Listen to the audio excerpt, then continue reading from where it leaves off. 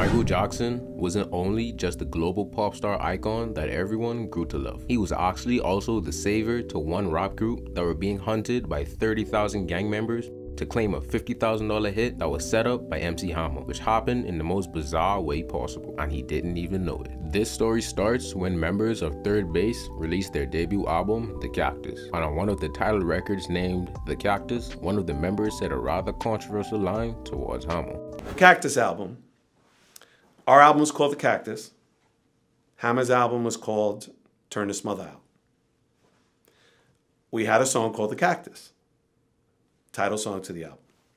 Last verse, Pete says something, and then the last line is, the cactus turned Hammer's mother out.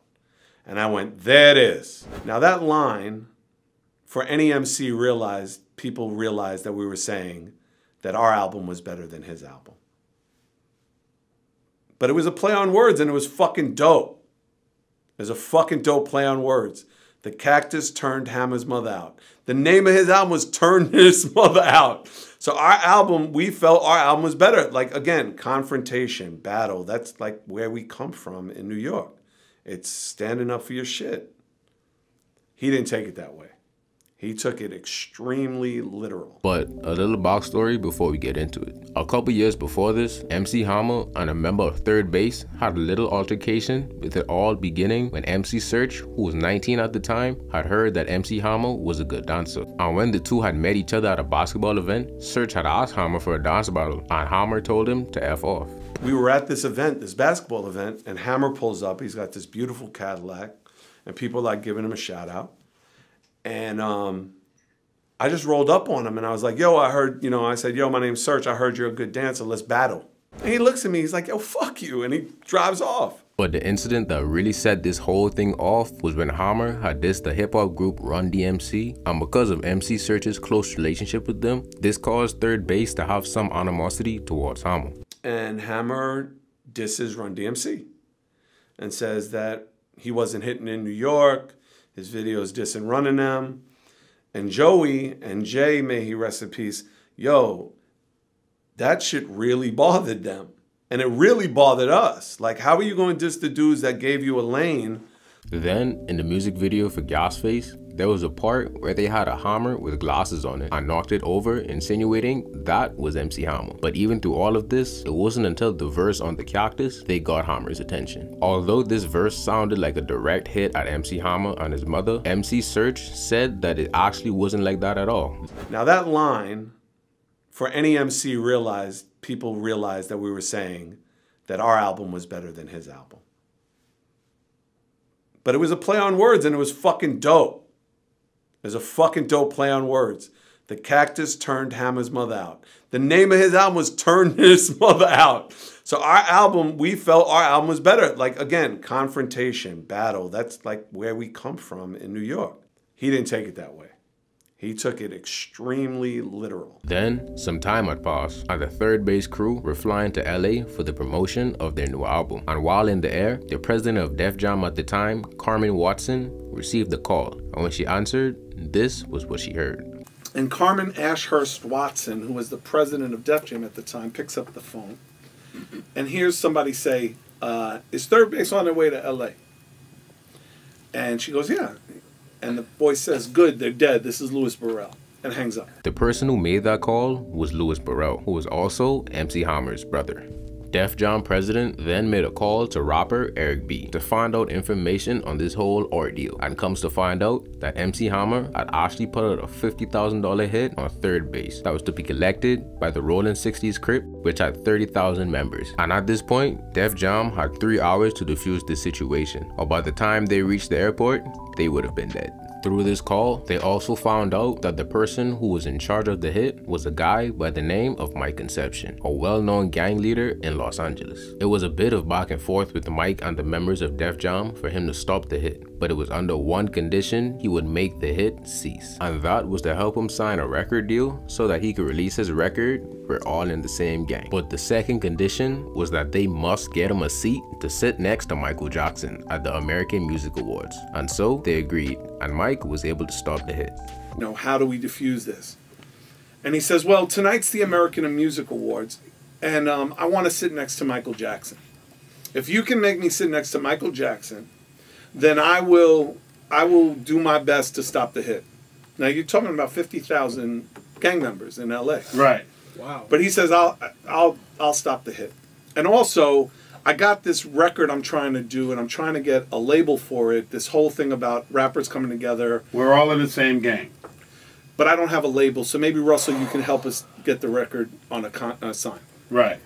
While on the plane, they would tell Search and the other members that there was a $50,000 hit on them, but they didn't really believe it. So now, after finally landing and getting through the gate, there would be 6 men that would grab third base and put them in a black van. They would then arrive at a hotel, and one of the high-ranking members of the gang, Pookie, was assigned to stay at their side to protect them.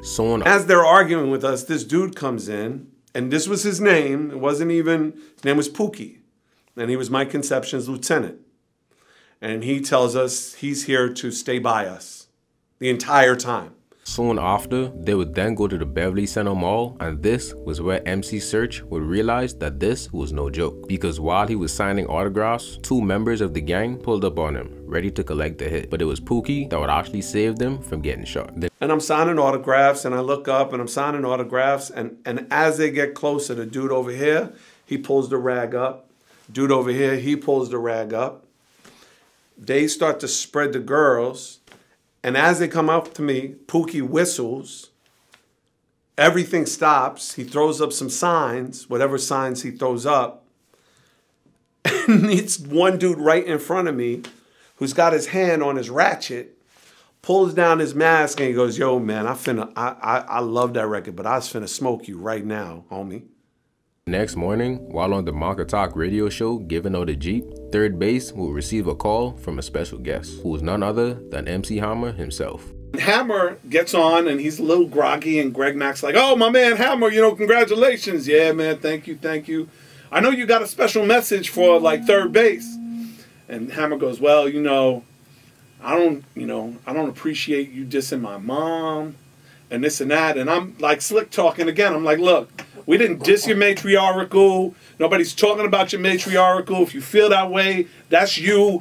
Why don't you come see me, you bitch?" And Greg Mack's like, no. Hey, I'm like, "No, you a bitch too. He's a bitch. You a bitch." Let's go to the phones. Let's go to the phones. Let's see who likes who more. Third base or Hammer. Go to the phones. What's the number, bitch? And Greg Mack's like, "Don't say that to me again." I'm like, "Give out the number." So he gives out the number, goes to line 1. Line 1 is like, "Yo, I love third base. Searching those dudes. I love those dudes." Next caller, "Oh, I love Hammer. Third base is whack. I love Hammer." Next caller, "I love third base. Da-da-da-da-da." Next caller, "Rolling 60 Crip.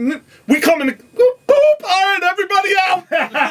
Everybody out. Wow. Roll out." MC Search would soon realize that that was a bad idea. And while leaving the radio station, they would be stopped by 2 cars and 2 other Crip members who would come up with guns ready to take down MC Search. But Pookie once again came to the rescue, stopping them. And we're in the black van, we're going down, and there's 2 65s.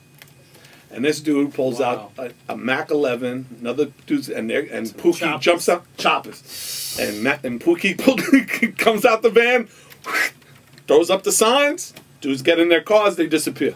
Now, while Mike Conception and others were in the studio recording for their song We're All in the Same Gang, MC Hammer walked in, seeing a member of third base, and asked Mike why weren't they dead yet, and Mike let Hammer know in the most gangster way possible. And Hammer goes, "Why aren't they dead yet?" And Mike's like, "Yeah, that's not gonna happen." And Hammer's like, and he's like, "And if anything happens to them, I'm gonna kill your mother, your father, your family, your brother. Now get in there and fucking do your verse and shut the fuck up." When MC Hammer was asked about this situation in an interview, he simply just beat around the bush without ever denying it. Nowadays, MC Search still feels bitter towards Hammer about the situation, even after nearly 40 years later, and has said to be in therapy for the situation, but it still hasn't really worked out. I should mature. I should get to a place where I'm okay with it. I'm still not okay with it.